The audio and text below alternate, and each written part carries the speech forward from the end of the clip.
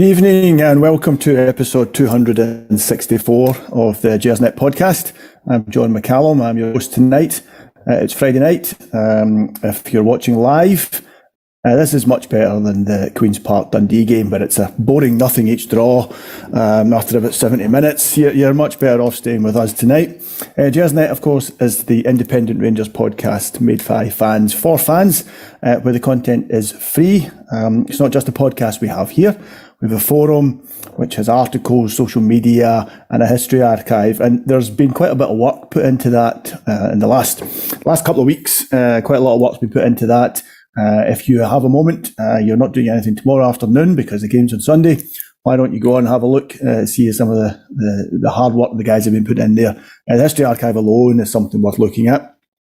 If you're watching this podcast for the first time, we would encourage you to subscribe, share on social media. We've not got much longer of this season to go, and as we said, this is 264. The guys give up their time for this, and as I said, it's all free, so give it a go.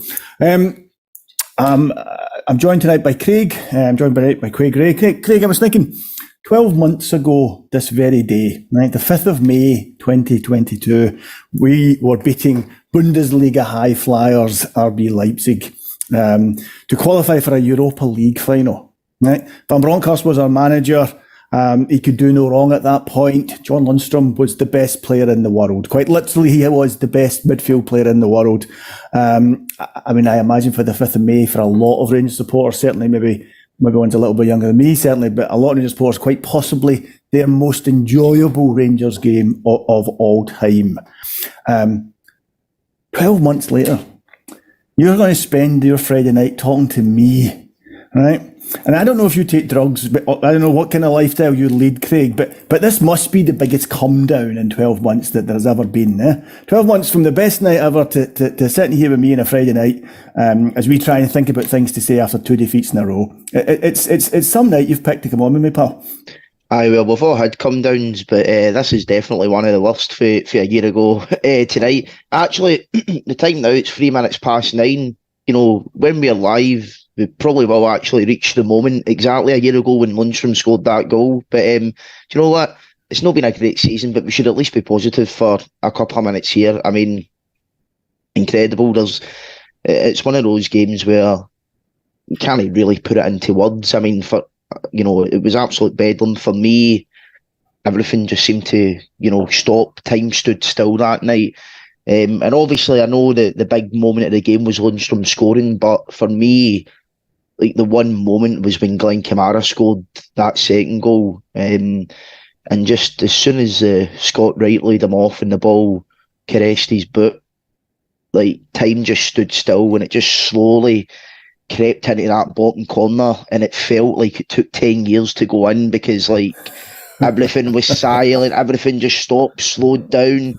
And then just the noise, I've never heard any noise like that before in my life. There's 3 noises that I'll talk about as a Rangers fan. The first one was getting out of the car in Manchester in 2008, being met with a sea of red, white and blue.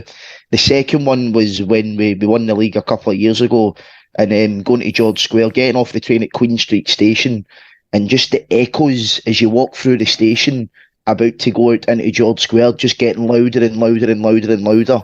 But that noise exactly a year ago tonight was the loudest thing that I've ever heard in my life, and I think it'll be very, very difficult to top. Just incredible. And as you say, it's been a massive come down the last 12 months, and we're going to get into a lot of that tonight. Unfortunately we are. Now, before we reach massive comes downs, let me talk about Forest Precision Engineering.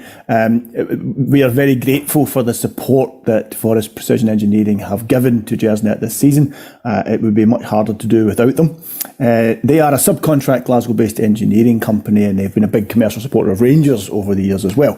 And we are very, very pleased they are backing our podcast. Now, you can find out more about Forest Precision Engineering by visiting their website, which is www.forestprecisioneng.com. Now, if you don't need precision engineering in your life, if you have enough precision engineering, then you might also be interested in their executive lounge. It's a stunning hospitality area in the main stand, and it's available for you to book and use. Now, to get in touch with that, you email the club, hospitality@rangers.co.uk. That's hospitality@rangers.co.uk to make the most of that. Okay, let's have a look at what's gone behind us, right? So I've drawn a veil over Sunday. The boys dealt with that the other night. I've drawn a veil over that. I've put that out of my mind, and let's start from the rest of the week. So we're going to start with the boardroom. We've lost our chairman, Douglas Park. We've lost our chief executive, Stuart Robertson, our director of football, Ross Wilson, and our academy director in Craig Mulholland. And add to that, it was announced, long-time director Andrew Dixon is also standing down. That's an awful lot of change in a very short space of time. And that's ignoring the fact that we replaced our entire first team management grouping before Christmas. That's ignoring that, right? So we're just looking at the executive level just now. As well as that, we're looking for a new commercial and marketing director because James Bisgrove has stood up, or stepped up rather, into the CEO role. So his position needs to be replaced. We're going through a very turbulent period just now. And, personally, after the years of Craig White and Charles Green and Mike Ashley and everything that they brought along, I think when our focus was so much off the field at that time, and I think as a Rangers supporter, certainly I did, and I think most of us did, I just craved stability. I just craved a period where all we worried about was on the field. And I felt that when Douglas Park and the Three Bears and John Bennett, and when these guys came into the club and took control of the club, that we had that. And I suddenly find myself with this period of great turbulence, possibly unexpected turbulence. Maybe people whose ears are closer to the ground than mine on these things, perhaps it's not unexpected. But to someone like myself, someone on the outside with no particular insight into what's going on in the boardroom, it is quite turbulent. How have you viewed events over the last few weeks and again this week off the field at Rangers? Because these are, for most supporters, we don't give a lot of thought to what goes on in the boardroom. We're more interested in who our centre forward is than who our chief executive is. Let's be honest. For most supporters, I think that's the case. However, it is important and it is something that affects every one of us. How have you been viewing this, Craig? What's your initial thoughts on this? Yeah, it's been a very interesting time off the pitch the last few weeks. I read it obviously before coming on, and you've mentioned it there about going through all those people and talking about the stability that you've craved. In a certain way, though, I would say that we probably still are seeing it, because if you look at the two most prominent or most important executive roles and the chairman and the CEO now, they've both been replaced by people who have been there before. They've sort of just stepped up to a new level. So I think that does provide a bit of stability in terms of that. Definitely continuancy there. Yeah, that's not a bad point. Even with the whole director of football thing, Michael Beale, who's obviously returned to the club, been there for a good few years, he's effectively going to step up and become a de facto director of football, certainly for the next, for this window anyway. I think personally what will happen is we probably will get a new director of football, and probably towards the end of the year, maybe we have view to January. But I just think right now, excuse me, there's probably no point in bringing one in when Michael Beale's already done, so much planning. And it could actually get to a point where if we go out and we have a great summer transfer window, the club might just say, well, you're doing really well, Michael, anyway, without a director of football. What's the point in bringing one in? That could happen as well. But I do think eventually we will have one. It is a very interesting time for the club, and obviously the usual. We've got our chartered accountants and our professional lawyers in the east end of the city who will let us know that we're going bust because a few people have left the boardroom. Obviously that's not happening. It's a time for change at Rangers, not just on the pitch but off it. I've kind of been talking about eras and stages when I've been on in the past, and I've spoke about players being part of a journey for the club that was to get us back to the top, at least at one point, and then continuing to challenge time and time again.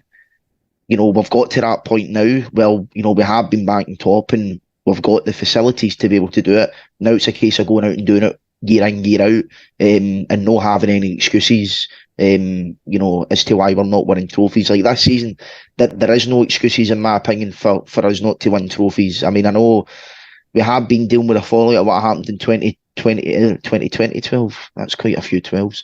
We have been dealing with a fallout for that for a while. But for me, in terms of the on-field, squads, maybe comparing us and Celtic, I think if you look at the summer of 2020, the recruitment, signing guys like Roof Hadji, for me, that was the first time that both squads were probably on a level playing field. And essentially, you can't make excuses for no winning stuff after that. I think, actually, if you look at individual players, if you compare them with the two sides, if they're not injured and stuff like that, I don't think there's very much within the two squads at all. I think, they're both talented squads.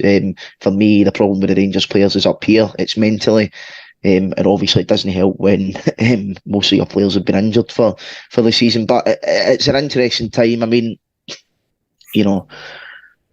maybe. Do you think? Sorry to cut across you there, Craig. Do you think that there's an element of, and I use this word, I mean this as a compliment, there's an element of ruthlessness just now at Rangers.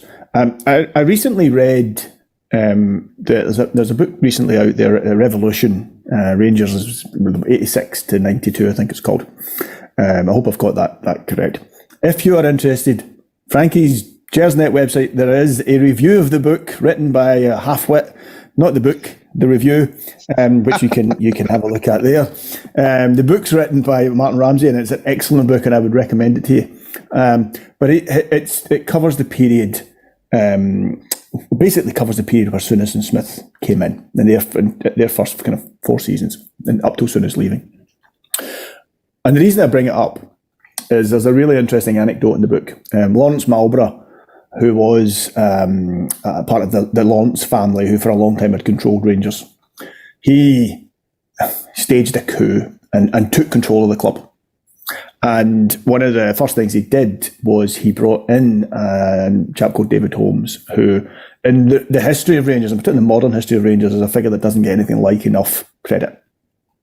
And the anecdote he tells in the book is that there's quite a famous Rangers Celtic game at Ibrox that season, the 85-86 season, a 4-each draw.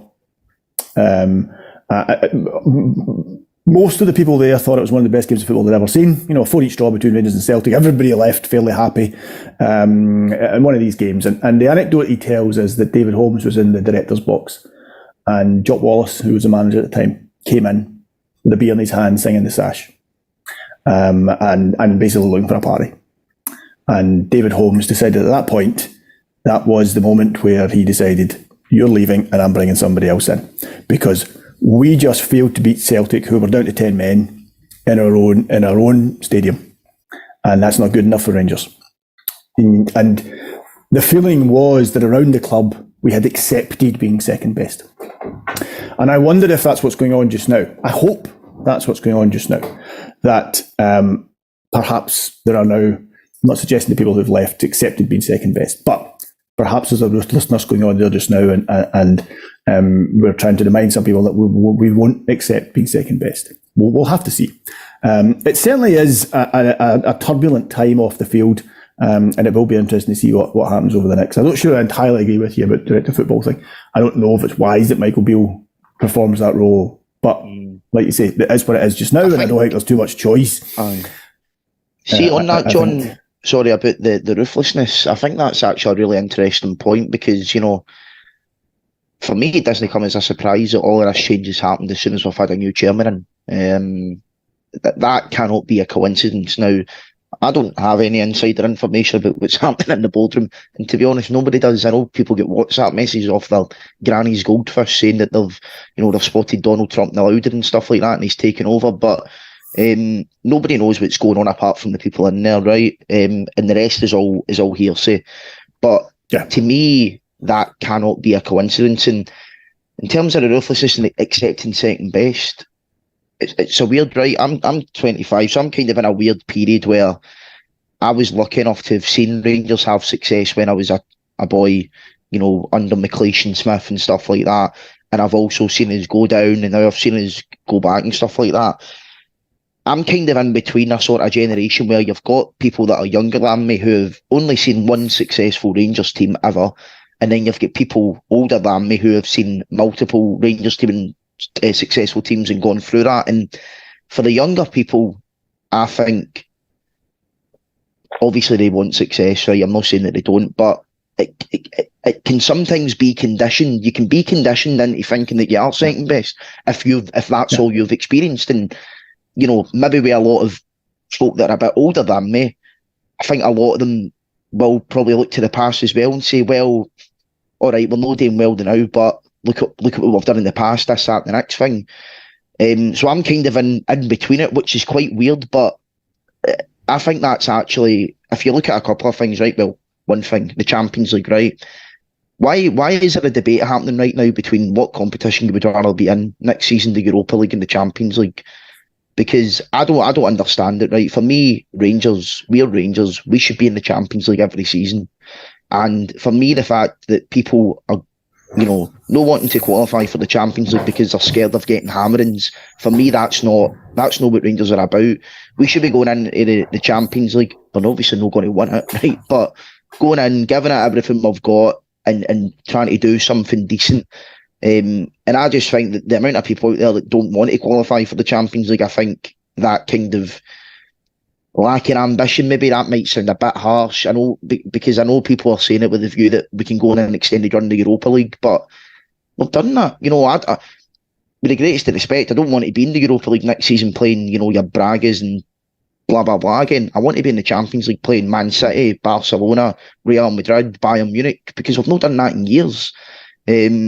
So I think there is maybe an element of people accepting second best, and John Bennett anyway, the guy is a massive Rangers fan since he was young. He knows what it means to be a Rangers fan and what Rangers are all about and bringing that success to the club. So I think going forward, with him at the helm, I think we're definitely in good hands. And in James Bisgrove as well, I did tweet about it a few weeks ago. I mean, he's probably, if you look at it, the most ambitious person in the boardroom and maybe forward thinking, if that kind of makes sense, in terms of modernising things and, taking Rangers off the field to a new stratosphere, which, let's face it, whether you agree with all the, the modern football stuff that he has brought in, he's brought in money. He's effectively wiped out the commercial revenue that gap that there was between us and Celtic in the space of about 2 or 3 years,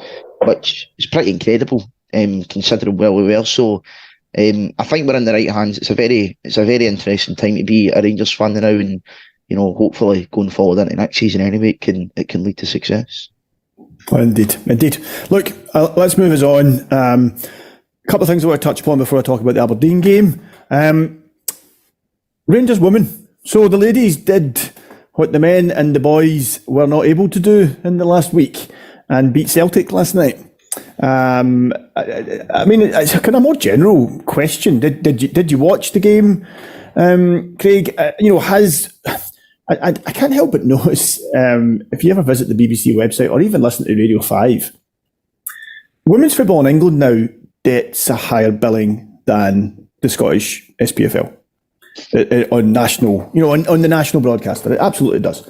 It's they'll put their games on live, radio commentary. It's higher. Their stories are higher up on the BBC website than ours, and that I don't know if that's a fashion thing. I don't know if that is a reaction to the fact that some of these games now are drawing fairly big crowds in England. If it's just the money that's available down there, I really don't know what's causing that.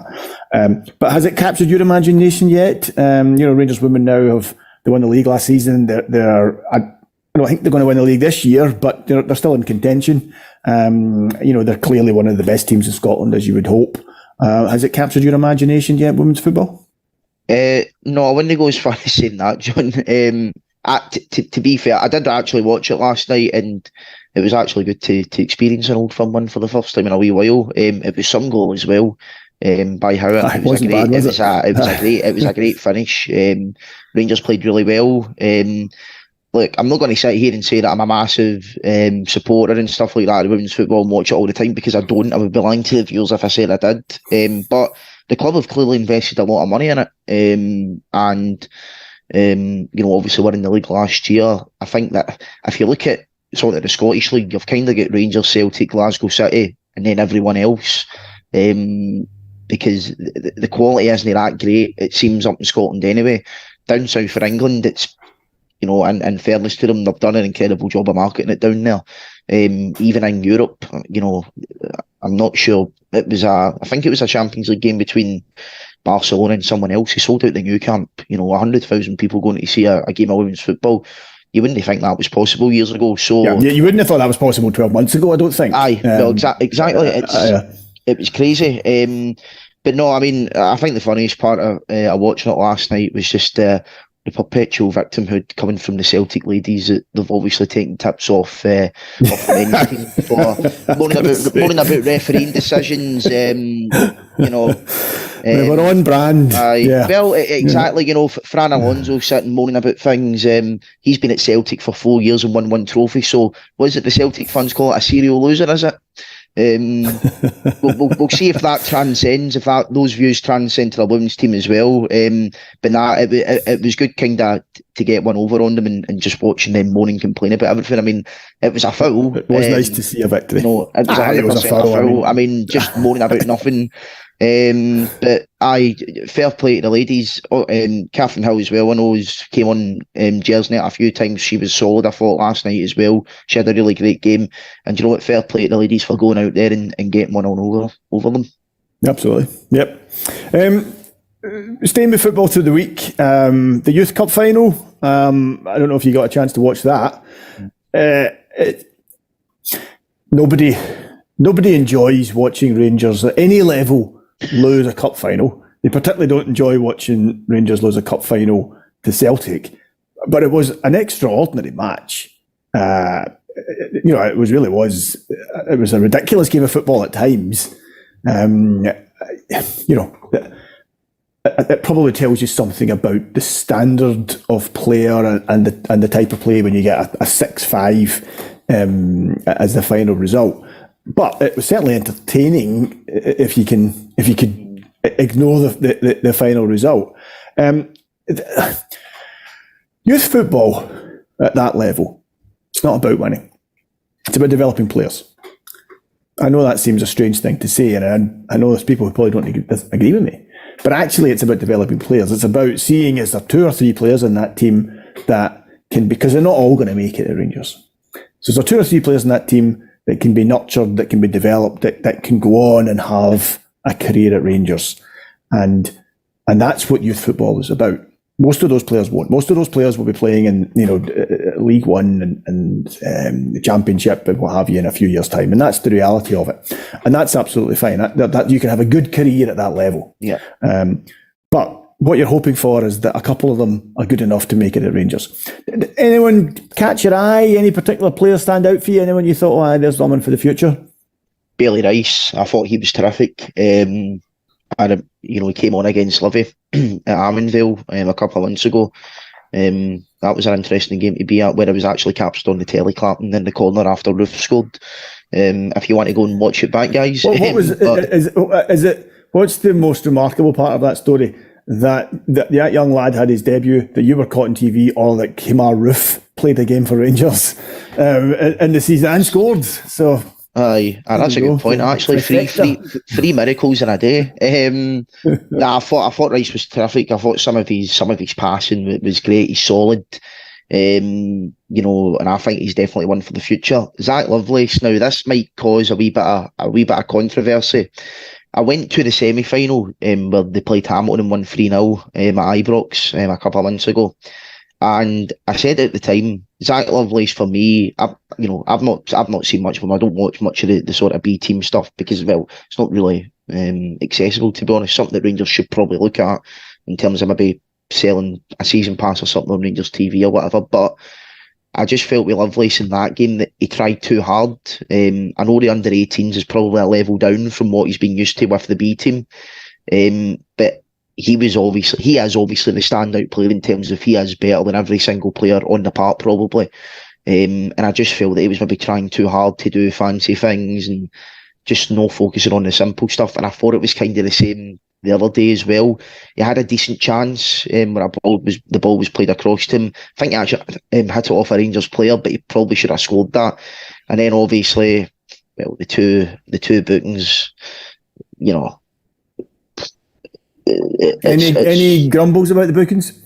I think the second one, I think the second one's a clear-cut penalty. See, to be honest, I don't even think the first one's a booking either. I think the first one, it's not a penalty, but it's not a booking, if that makes sense, because it doesn't dive. But the second one, no chance. It's a penalty. It's a booking for the Celtic player. The referee didn't have a great game. Ricky Foster didn't have a great day on comms as well. I'm not just talking about his dreadful insight into the game of professional football, but the fact that the guy's there and he doesn't know, he was getting the names of players mixed up and stuff like that. You can't have that. Yeah. I've done I've done commentary and stuff like that at uni for like St Mirren TV.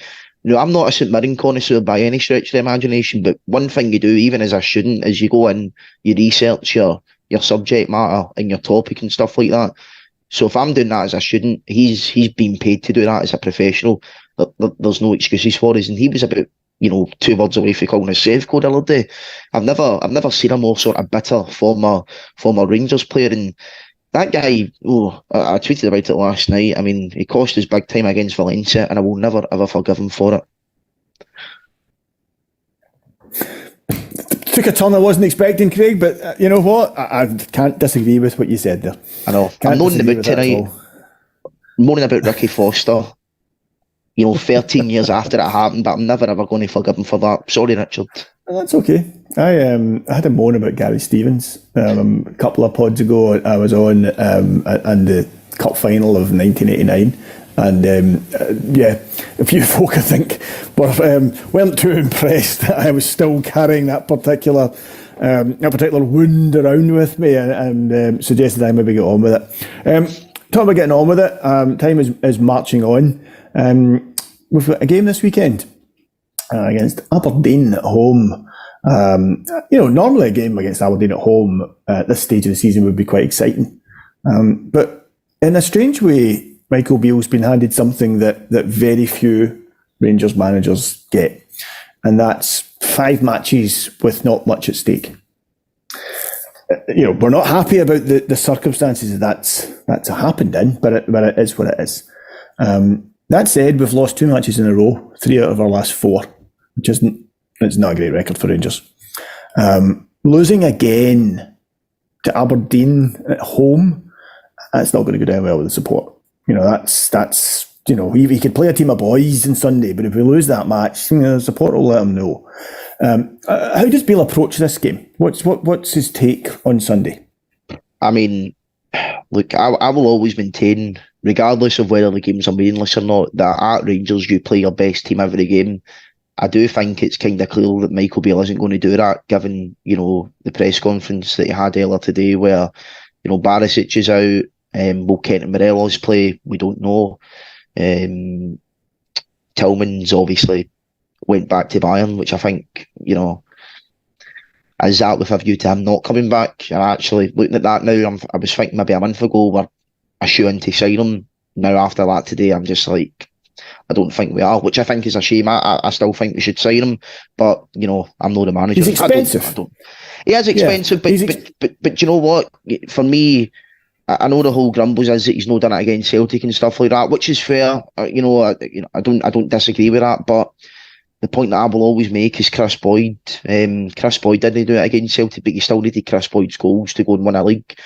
Malik Tillman in games against, poorer opposition at Ibrox, even away from home, has managed to find holes there that no other player would. And his goals and assist ratio is pretty good. It's one of the highest in the league. And he's only 20 as well, so he's got time to develop.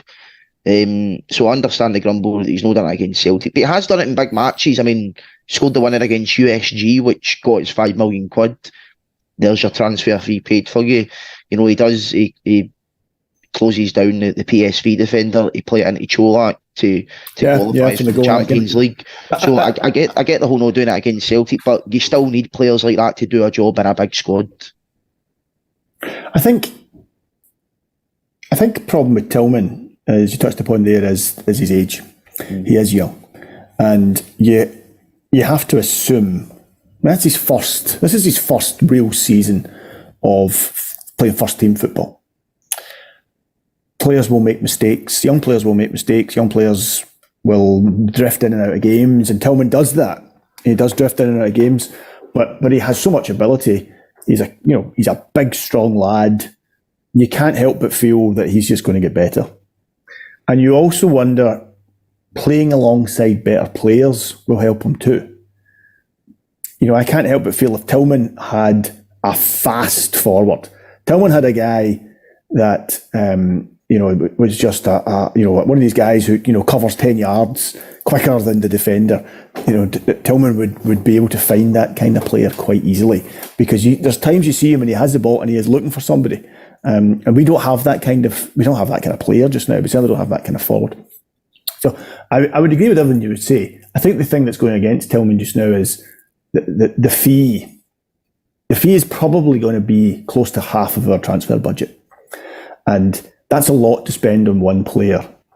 And I guess they just have to weigh all that up. I don't know how bad his injury is. Hopefully it's not a bad injury. Beale spoke about Tillman today. I felt he was talking Tillman up, saying about his own personal relationship with Tillman and how good it was, and that they had spoken. But he said an interesting thing. He said, of course, it's not the clubs are speaking, and I've been speaking to Malik, but you'll have to remember that Malik has to want to do this too. Mm-hmm. He has to want to come. And I thought there may be something there he's telling us. He might be dropping us a hint there that perhaps Tillman doesn't fancy another season in Scotland, that maybe Tillman thinks, maybe I would rather play in the Bundesliga. Or although Tillman is American, he's really German. He's an American international, but he's by dint of I think it's his father. He was born and raised in Germany. It's for all intents and purposes, he is a German, and I think he would probably be more comfortable there. I imagine he's got family and friends there, and I don't think it'd be a huge surprise if he chose to join Cologne or Frankfurt or Stuttgart or something. I don't think that would come as a huge surprise. He's not going to get into the Bayern Munich team, but it wouldn't come as a surprise if he decided to stay in Germany. And I think that I kind of felt that maybe what Beale was alluding to today in his press conference. Staying with the press conference, you said yourself, Barisic is definitely out. He suggested that Arfield and Kent are probably going to be out as well. In the press conference, he said both of them have been getting treatment this week. So I don't think it's going to come as a big surprise if the two of them don't play. Jack's obviously out along with all the other long-term injuries. So there's going to be changes in the team, enforced changes in the team on Sunday. Do you see any real surprises coming, Craig? Who do you think is going to step into these spaces, or would you think it will just be the usual suspects? I think, and they obviously keep them in the press conferences, I think there might be a chance of Robbie McCrory starting tomorrow, which I suppose kind of would be a surprise because he's not played well for 2 years since the Alex shirt game. Or actually, no, it was the Celtic game. That was his last game because the Alex shirt was a Thursday.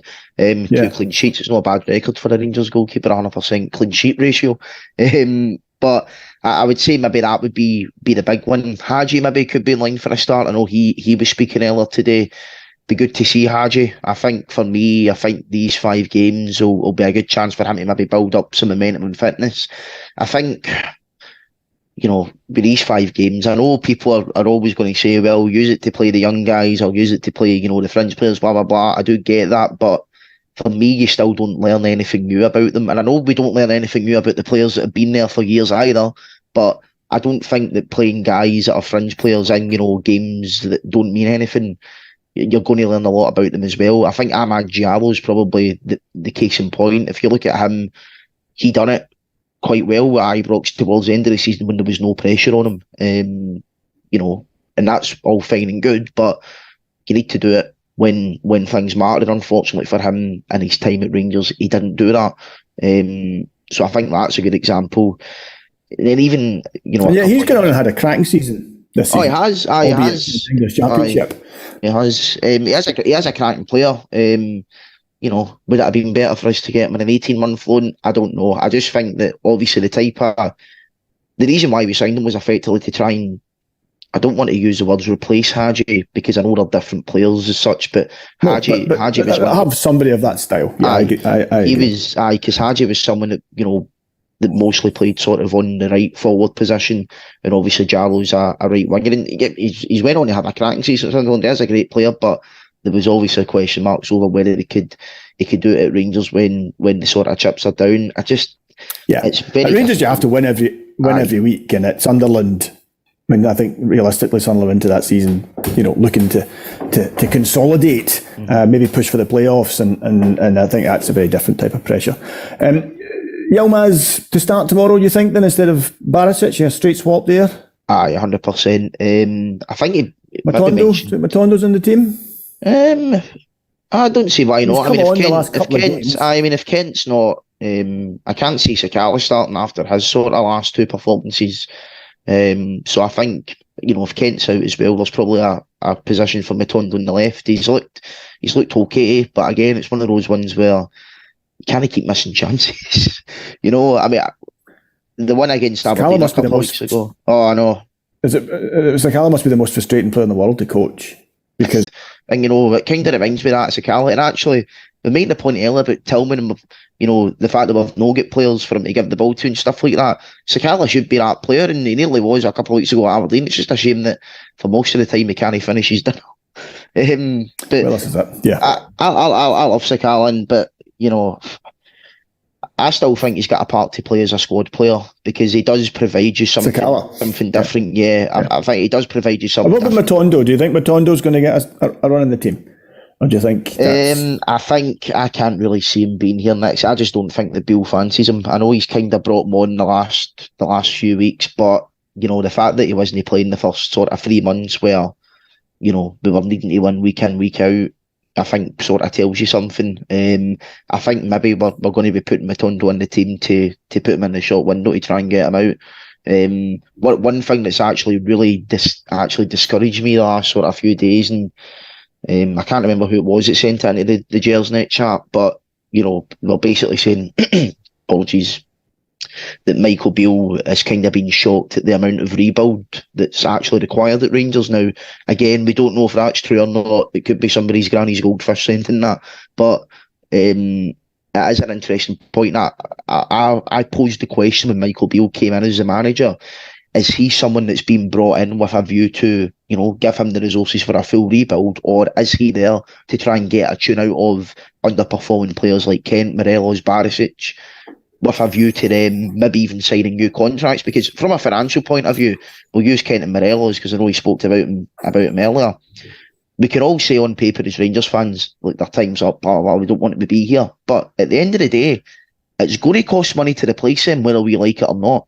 I think in terms of quality, you're probably looking at £5 million each, I think, minimum, to try and replace those two. Now, I know the whole spending money doesn't equate to success, which is true, but I think a £5 million quality player, so if you can get a guy for free, but he's really worth £5 million, but you've got him in a free because of his situation, that's kind of what I mean. So it's going to cost money to replace these players, and I think, obviously, the Rangers board, they would want them to stay on because, they're assets. If they've got long-term deals, they're still at a good age where we can fetch some money for them, and that would obviously mean we don't need to go and spend big money to replace them. But that's going to be something that's very interesting come the summer. I've said my piece on it. Kent's form, and not just this season. Now you have to go back more than that. Kent's form as an attacking player hasn't been good enough. You couldn't say, based on his performances over the last 18 months, that he is worth a contract that would make him one of the highest paid players at the club. I don't think. And there was a spell in Kent's time at Rangers when he was arguably the most important player at the club in an attacking sense. He caused so much trouble for defences. He was dynamic, he was fast, he was switching wings, he could cut inside, he could cut outside. He hasn't done that. he's barely done it at all this season. He hasn't done it consistently. I don't feel he's done it consistently for 18 months. His decision making has got poor. And I think you'd have to say the same about Morelos, who is just a shadow of the player he was. I was so angry with both of them on Sunday. Now, you have to be careful after during a Rangers Celtic game and then again after it. You're perhaps not at your most rational. But even with, nearly a week's grace, I still feel that both of them, they were, for me, the difference between the two sides was the forwards. Celtic's forwards, when they get a chance, score a goal. Rangers forwards need 10 chances, and that is simply not going to win you anything, far as a league. So it's interesting what you're saying there, and I think a lot of people would agree with you. But I think a lot of people would disagree with you as well. I think there's a real split in the support here over those two, because I think ultimately this season they have failed to deliver, and re-signing both of them, I'm not sure how well that would go down. And I don't know. Personally speaking, I don't think it's the right thing to do. Personally speaking, I think we need to make changes at the sharp end of the pitch. We're not good enough there. How you replace them with is a big question, and can we afford to replace them? Big question. It's a good question. But listening to Beale this morning, this afternoon, it felt to me like he was saying they're both away this summer, that both are leaving. Yeah. He was pointed in saying the club have not offered them contracts. You have to think they would have at this point. Mm-hmm. If they wanted them to stay, they would have offered them a contract. They would have had a conversation with them. Yeah, I think I can't see it happening, to be honest. And I agree with you. I don't want them to be here next season either. But one thing that I will say though is that we should not be afraid of change at Rangers. It is a time of change right now, but we need to change because how bad things have been. I mean, case in point, across the city, keep mentioning them, but that's what you've got. That's what you do in the city. Do you know what I mean? That is the only sort of comparable thing that you can look at. If Celtic can rip up a squad that won them 8 and 3/4 of the leagues in a row and won, domestically anyway, the most successful domestic Celtic team ever in terms of trophies won. If they can do that and they can make that change, then we can do it with the lack of trophies that we've won in the last few years. I don't think we're that far away. I really don't. But we are. There is a gulf that has to be. Yeah, for me, you actually made the perfect phrase earlier, John. Decision making. For me, that is where these games are won and lost. And I said it earlier. If you look at individual players, in the best form without injuries, the squads are, pretty much identical. The problem is for Rangers, it's up here, and also the game of football isn't played in paper, unfortunately. But that's the way that things are. Celtic have proven the last sort of year or so that they've got that ruthlessness that we really, really need to have, that we did have a couple of years ago. And I just think for a lot of players, they've just lost their hunger. I never want to accuse professional players of, down in tools or this, that, and the next thing, but mentally it can be, affecting. And we've all done it. We've all been in jobs and stuff like that in the past where, they've maybe been promised something, you've maybe been promised a promotion or maybe a wage rise or whatever, and it's not happened. So you kind of just go, well, what's the point? Do you know what I mean? It's like, I will come in every day, my 9 to 5, I will do my job, but you're not getting any more than that. Do you know what I mean? And I think maybe with a lot of these players, that's just what's happened, unfortunately. Players are human. Bill said an interesting thing in his conference this morning when he was being asked about the players who are out of contract. And he said, and I think I'm quoting him here, a couple of those have been offered contracts. Now, those out of contract are Alan McGregor, Kieran Wright, young goalkeeper, Philip Hollander, Ryan Jack, Scott Arfield, Steve Davis, Malik Tillman, Ryan Kent, and Morelos, who was spoken about. So which of those 9 do you think have been offered new contracts? Who is it you think we've offered them to? Because he wasn't telling. He didn't give it away who it was, as far as I heard. So who is it you think we have offered new contracts to out of those 9? Hopefully it's Alan McGregor. No, I'm kidding on to the viewers at home. Please don't start to accuse me of all sorts. No, I don't think he'll be here next season. Personally, I think Ryan Jack and Kieran Wright, I think that's who he's offered contracts to. I think Kieran Wright might be here next season as like the third choice. I've sort of heard whispers that that Beale is a fan of him, and he has mentioned him a couple of times. Again, though, that could be the granny's goldfish talking. Don't take me at face value for that. It's just an opinion that I've got. It doesn't mean that it's fact. Ryan Jack, I think, is a guy that Michael Beale likes. I know he's had his injury issues, but again, even if Ryan Jack can come in and play 30 games a season, if you know what you're going to get out of Ryan Jack and you accept the fact that he's going to be injured for like half the season, it's fine giving him a new contract, but we do need to caveat that by having another player like him being brought in as well to play the majority of games. Scott Arfield as well. Steve Davis is unlikely to be getting offered a contract because it does feel like that injury it's going to be very difficult for someone at his age to come back from. So I can't imagine he's being offered a new contract. I can't imagine Hollander is being offered a new contract. No chance. Yeah, which kind of only leaves McGregor, Cian Wright, Jack and Arfield. If we assume that Tillman, that's a different conversation that's been going on, and that Morelos and Kent, he said, haven't been offered a contract, it is down to them. It's not out with the realms of possibility that they've offered McGregor a contract as, a number two. That is not out with the realms of possibility. You surely can't imagine they're offering him a contract to stay as number one. Cian Wright maybe has been offered a contract because he's a home coached player. If we don't offer him a contract, I think he can leave without a development fee being paid. So it may be that they've offered him a contract simply so if he does leave, we get something. We get 50 grand or we get something. And then it's really down to Jack and Arfield. And there's an argument to offer both of them a short-term contract. Arfield still looks like he can do a job when he comes on, but he isn't going to play every game. Jack arguably is our best midfielder when he's fit, but he's not fit all the time. Is he fit enough? I suppose that would depend on the level of contract he got. If you were a betting man, Craig, who would you put your money on?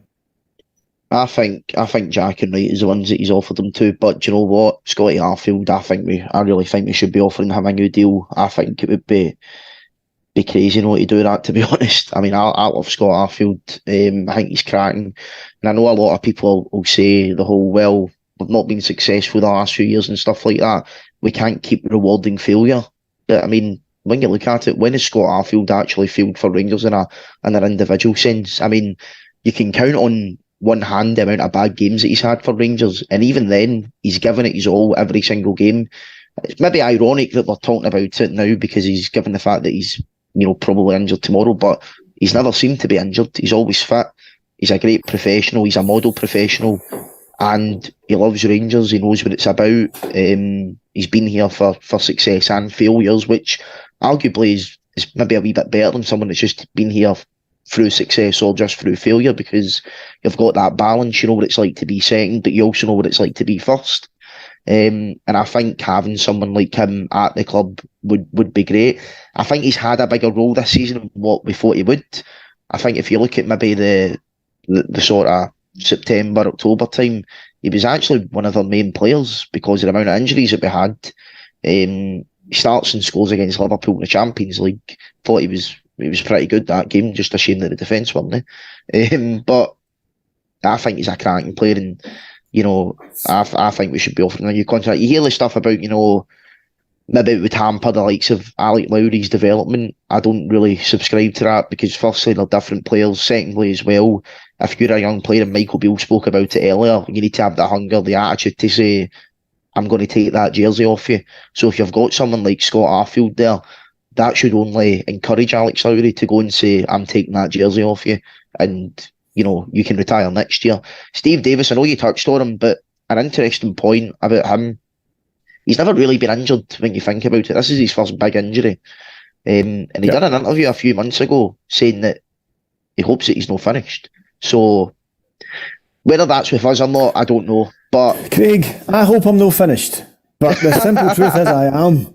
Listen, see with Steve Davis, but you never know. That guy, you look at the website and stuff like that. We've all put our favourite current players. He's mine. He's a Rangers legend. He's a most model professional. I think like you will ever meet. It would be a real shame retaining him in a coaching role, something like that. But that would be great as well. Hopefully he stays in some capacity. But I'd give him a lifetime contract anyway, just because I love him that much. But Hopefully, do you know what? Craig, Hopefully, I fear you may have failed your interview for our new director of football there with your promise of a lifetime contract. Listen, I've probably passed it because the guy's injured and stuff like that, and I'm offering him new contracts. That's seems to be what the club's wanted, so I think I passed it.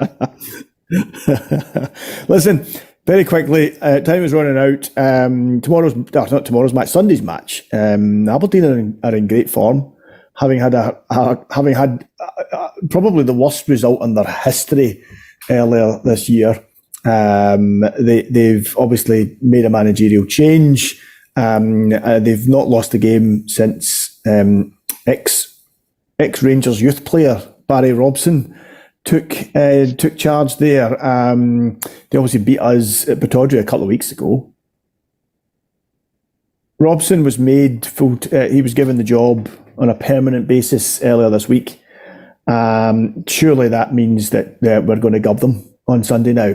The Aberdeen players who were clearly trying their heart out for him, so he got the job. Now he's got the job. They're going to sit back and rest. We're going to take 4 or 5 off them on Sunday. Surely that's how this is going to go.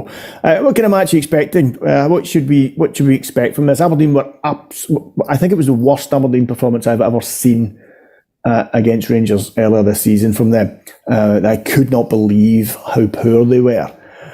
It's the same players that were there at the start of the season that were absolutely garbage that are now unbeaten. So it shows you, it underlines that point you made about how much of this is mental, how much of this is in the head. And Aberdeen's a perfect example of that. What kind of game should we expect on Sunday? Anything we should be looking out for before we wrap it up, mate? Like Aberdeen, Barry Robson, it's going to be the usual for them, isn't it? It's the biggest match of their season. Trying to force a rivalry on us Rangers fans.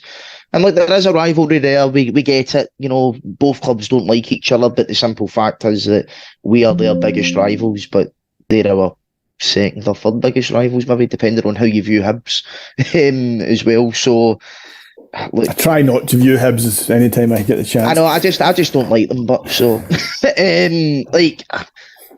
will it be a tough game? I don't know. Maybe I think what could maybe not work in our favour is the amount of changes and stuff like that that's going to happen.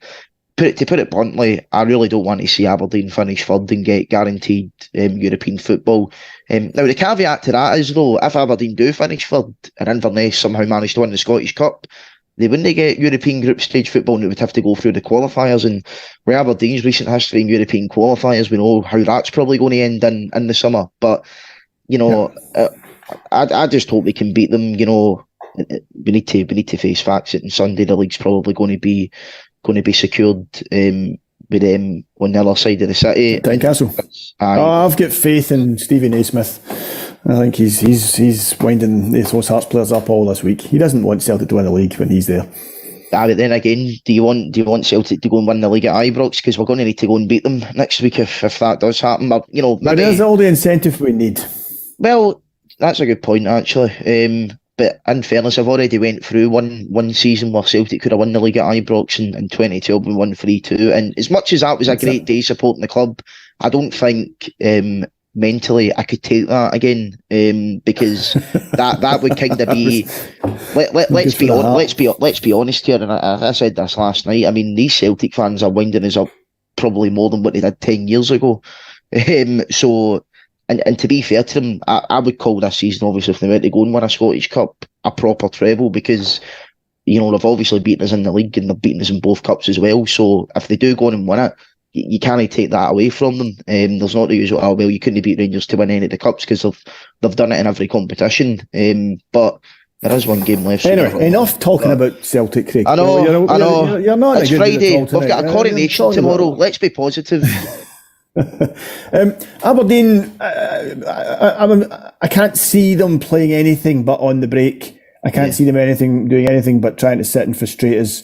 Play deep, low blocks and all that kind of stuff. Try and hit us in the break, use set pieces.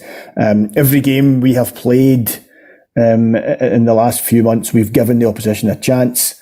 We did it against them at Pittodrie and they took them. As long as we don't do it, the Aberdeen shouldn't score against us. I don't know. Be interesting to see how we react to the last two games, which have obviously been setbacks, particularly Sunday. Sundays was a sickener. I did feel actually most of the team gave everything. They just came up short. I don't think it was a lack of application. There was just a lack of ability. Yeah. In certain areas of the park. Rather than that, and I think that the effort was there, and I just wonder what that might take out of us. But we'll see. Aberdeen, I think once the crowd get going, once the Aberdeen fans start annoying us and singing their horrible songs, I suspect that there may be a reaction from the players, and actually it might end up being okay. Right, we've kept Frankie back. We've been on nearly an hour. So I'm going to wrap it up if that's okay with you, Craig. So I just want to remind everybody that the podcast is also, whenever you're watching it just now, it is also available on a variety of platforms: Acast, iTunes, YouTube, Castbox, Stitcher, and Spotify. We have, in fact, Colin Armstrong, David Fraser and Chris Jack will be on the pod on Sunday night to dissect the Aberdeen match. Talk about any other directors who might have left the club between now and then, and probably have a good old moan about my Gers. And knowing them, they'll probably have 10 minutes talking about juniors football as well at some point. So you've got Monday off, so please join them and see that. Lastly, as I said earlier, if you get the chance, please go onto Gersnet. Frankie's been busy there. The guys have put in a lot of effort behind the scenes to get the history archive back on there and a few other things. And it's as I said, it's worth 15 minutes of your time. Thanks very much for listening. Craig, thanks for coming along. I hope you have a pleasant weekend. Are you off on Monday? Are you getting a long weekend? Yes, I am. So I'm very much looking forward to tomorrow, which will absolutely be the highlight of the weekend because nothing else is happening over the weekend apart from tomorrow. So I'll be going to the farmers market in Partick to celebrate with everyone in the coronation of our new monarch. So yes, hope everyone enjoys tomorrow and the long weekend. Okay, right. Well, on that note, thanks for listening, guys, and please tune in again on Sunday. Good night.